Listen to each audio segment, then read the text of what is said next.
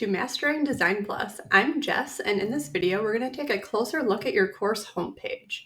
The homepage plays a big role in setting the tone for your course. It's the first thing that students see when they enter your course, so you want it to really stand out, and you want to make sure that they can find what they need to easily and be welcoming. Our template homepage gives you a really great starting point. It's aligned with Quality Matters Standard 1.1, which focuses on giving students a clear, welcoming introduction and helping them understand how to navigate your course from the very beginning. But what makes a homepage great is personalization, and that's where Design Plus comes in. So I'm going to start by showing you what I consider to be the bare minimum things that you should do when you update your homepage. Then I'll show 2 example course homepages that we can use to get ideas about how we can make this course homepage more personalized and specific to our students. So at a minimum, when you go to edit your course, you'll see a list of the key action items again, like you have in the past. But you want to make sure you're updating the course prefix and the course title at the very least. So we'll go ahead and we'll do that. And we'll go over to banner title. And we'll say it's ILDT 5350. Then for the course title, we'll put Course I Teach in the Summer.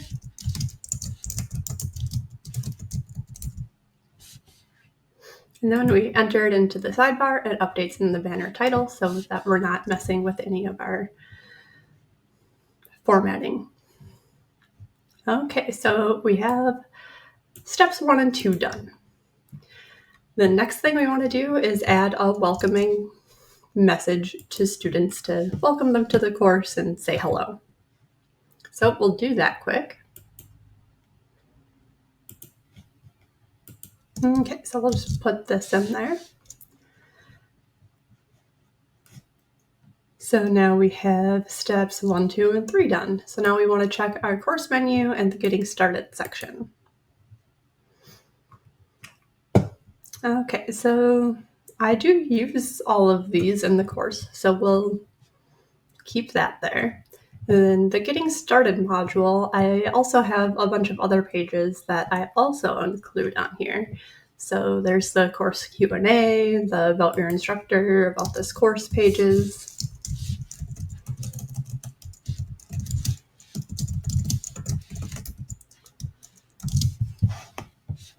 And so to link that, we're going to highlight it, we're going to go to Add New Elements and choose Course Link. And then we'll pick the page that it is.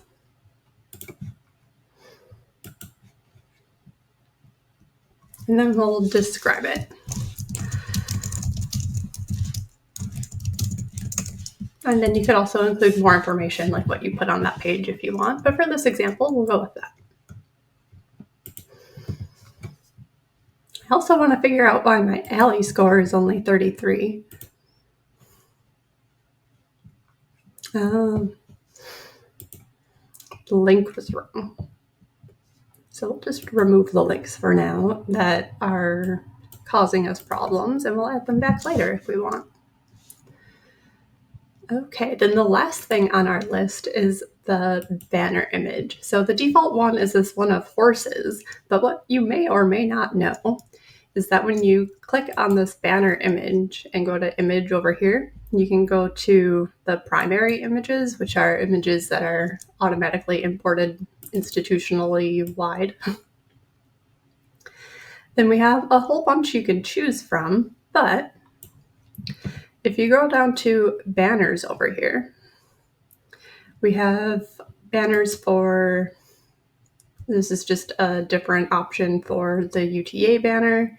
And then some departments even have their own banners in here. So who can we pick on? The College of Education, Instructional Learning Design and Technology.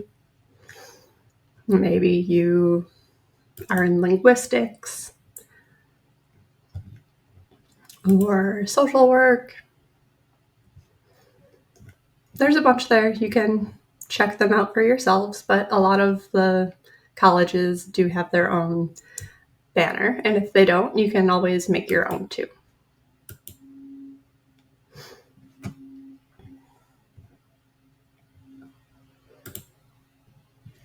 Okay, so those are the basic bare minimum things that you should be doing when you update your course to make it a little bit more welcoming to students and a little bit more personalized. Okay, so now let's head over to some example courses to see what other courses can do and what your homepage could look like. All right, this one is multimedia design tools, and here we have a moving banner. And to do that, I just saved a short video clip as a GIF in Canva and uploaded it to the course in the banner area. So that's a pretty easy thing that you could do if you're up for that sort of thing. And then I also updated this link grid here. So instead of having the announcements, modules, instructor, and help, it has announcements, the syllabus, modules, and grades, because those are the things I really want to make sure my students are looking for. And then I also added a fun little gradient on the top banner there too. And then at the bottom of the page, we have a module list, is what it's called in Canvas Design Plus. So it gives you a little accordion for each of your modules, and it automatically updates so students can easily find what they're looking for or what they need to do. And I like to do this in my short courses. So this course is 5 weeks long and has 5 modules, and there's a lot going on in the modules. So I like having it all just on the homepage for students to easily navigate to that stuff. Then in the second example, I also updated the link grid. So the links that students can check out from announcements, syllabus, modules, and grades again, because I still think those are most important for my students and what I want them to look at.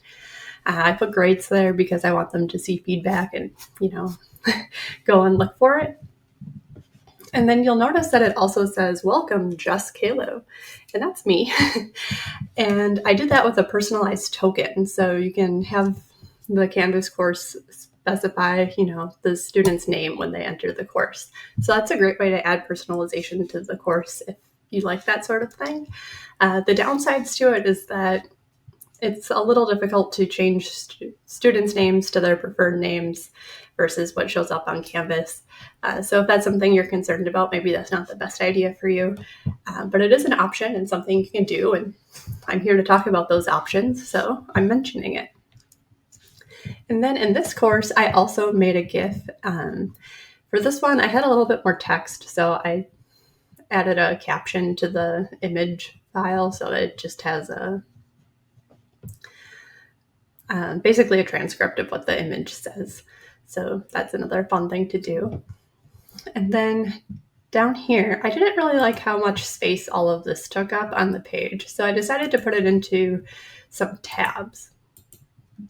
So this one is the course menu with the links that I actually use, and then the Getting Started module is updated to include all of these more specific things. And then I also updated it so that the requirements for the Getting Started module are clearer. So the icons represent what students need to do with that page before being able to move on. So the options are basically view, submit, and contribute, but I'm only using view and submit. And you can choose any icons you want here. So that's just a quick at-a-glance way to see what they need to do to be able to unlock the rest of the modules in the course. And then students also like having a what to do first section on the homepage, just because it really clarifies what they need to do first. And I said this in the first paragraph, but having it as a list sometimes just helps make that clearer. So I did that as well.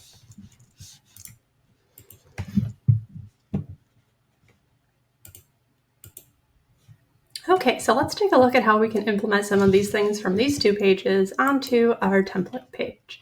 So the first thing I want to do here is I want to change out this instructor button on the link grid to be grades, I think. So I'm going to do that.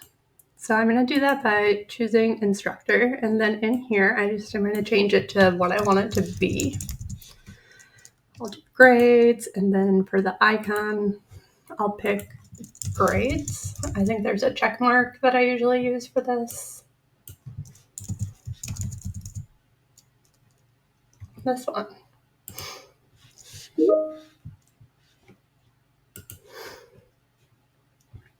Okay, and then you actually want to make sure it changes. So you want to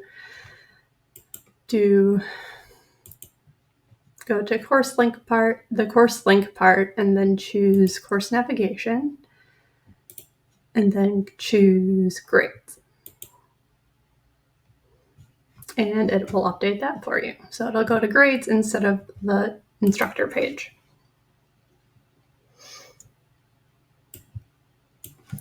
And then the next thing I want to do is add that personalized token for welcoming the student by name to the course. So I'll change that to read welcome to the course, comma, and then I can go to add new element, search for personalized token, and then go to your current user short name, and it'll just show up as current user short name. But when you save the page, it'll actually update to the person's name. Okay, so that's our first thing. Now, what else do we want to do? Okay, so I think the next thing we're going to do is put this content just into some tabs so that it's a little bit easier to navigate and so the page doesn't seem as long. So I'm just going to add a paragraph above the content block because technically we don't need those. And then I'm just going to go to add, we'll do accordion. And then I'll choose the button tabs. Then I like to make the base color blue and then the hover color navy blue. And then we're going to need 3 panels for this situation here. We're going to do welcome,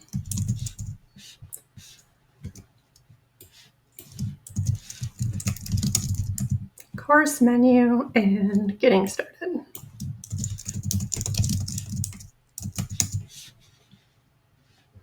Then I just am going to copy and paste this text from the content block into the panel content for my accordion.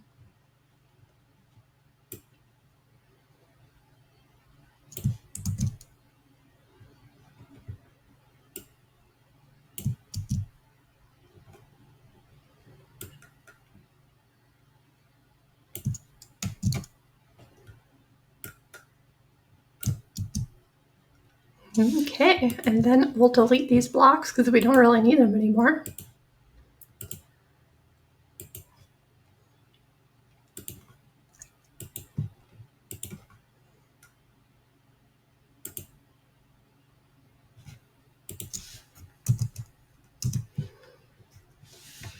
All right, and let's see what that looks like.